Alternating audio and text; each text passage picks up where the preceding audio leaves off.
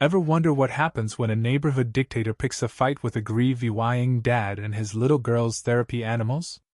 Let me tell you, it's a wild ride. My name's Michael, and this is how I took down the most infamous HOA president our quiet little community of Meadowbrook Heights ever saw. Laura Hensley, the self-anointed queen who thought she could bully anyone into submission. Spoiler alert, she was dead wrong. 3 months ago, my world was still raw from losing my wife. My 10-year-old daughter, Lily, was hit hardest, battling crippling anxiety that left her quiet and withdrawn. Her therapist suggested animal-assisted therapy, so we welcomed 2 gentle souls into our home, a golden retriever named Max and a certified therapy rabbit called Biscuit. The change in Lily was like night and day. Her giggles filled the house again, her smile brighter than it had been in months. Max would curl up beside her during panic attacks, and Biscuit's soft fur was her comfort on tough nights. For the first time, I felt like we were healing. That peace shattered one sunny Saturday morning when a sharp knock rattled our front door. I opened it to find Laura Hensley, clipboard clutched like a weapon, her platinum bob flawless and her navy blazer screaming, "I'm in charge!" Her eyes were cold, her voice sharper than a knife. "Mr. Thompson," she snapped, "I've had complaints about your unauthorized pets. Our covenants allow 1 pet per household, no exceptions." I forced a smile, keeping my cool. "Morning, Laura. If you'd read the bylaws, you'd know therapy animals are exempt under the Fair Housing Act. Max and Biscuit are registered and prescribed for Lily's medical needs." Her lips tightened, and she jabbed her pen at the clipboard. "I'll need proof of this so-called medical necessity, and the board will decide if it's valid." I stood firm. "I'm not sharing my daughter's private medical records, but my lawyer can send you a letter confirming our rights." Laura's face turned beet red. "Don't think you can dodge our rules with loopholes, Mr. Thompson. This isn't a petting zoo. You've got 7 days to get rid of 1 animal, or it's due law 100 a day in fines." She stormed off, already on her phone, probably rallying her HOA loyalists. I shut the door and found Lily in the hallway, clutching Biscuit, her eyes wide with fear. "Dad, they can't take them, can they?" she whispered. I knelt down, my heart aching. "No way, kiddo. Max and Biscuit are family. Laura's just confused about the rules." That night, I emailed my attorney, who confirmed Laura's threats were baseless. The Fair Housing Act trumps HOA nonsense. I printed the law and a letter from my lawyer, ready to drop them in Laura's mailbox. But Laura wasn't playing fair. By Monday, a neon yellow violation notice was slapped on my door for all to see, accusing me of breaking 3 HOA rules and threatening liens on my house. Classic Laura, public shaming was her signature move. What she didn't know was that I'd installed security cameras after some package thefts. When I checked the footage, my jaw dropped. There was Laura, creeping onto my property at 11:47 p.m., flashlight in hand, peering into my windows like a wannabe detective.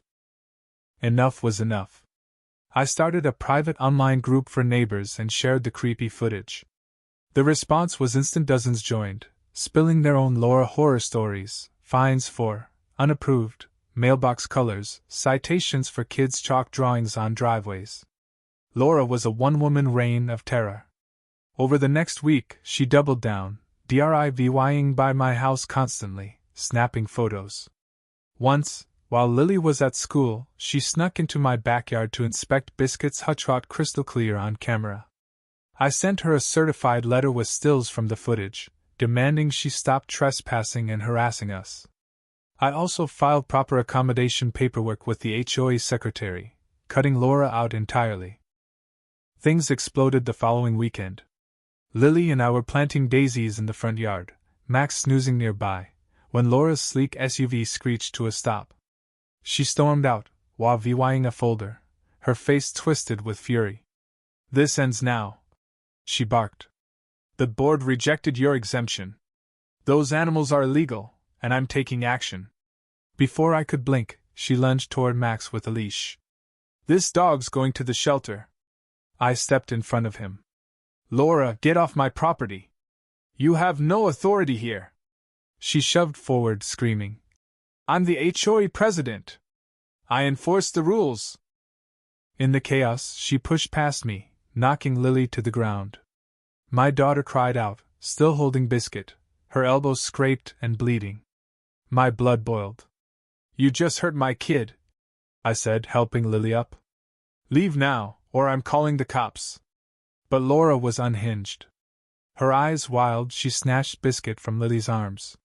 My daughter's scream pierced the air as Laura marched toward her car, the rabbit squirming. I grabbed my phone and dialed 911. A woman just assaulted my daughter and stole her therapy animal, I told the dispatcher, my voice steady despite the rage.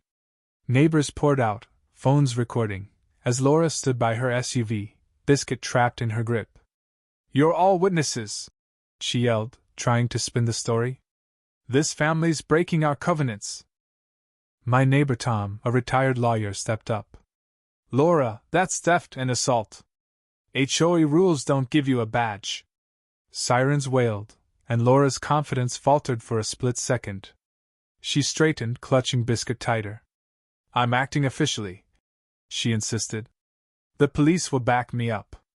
2 cruisers pulled up, and the officers weren't buying her act.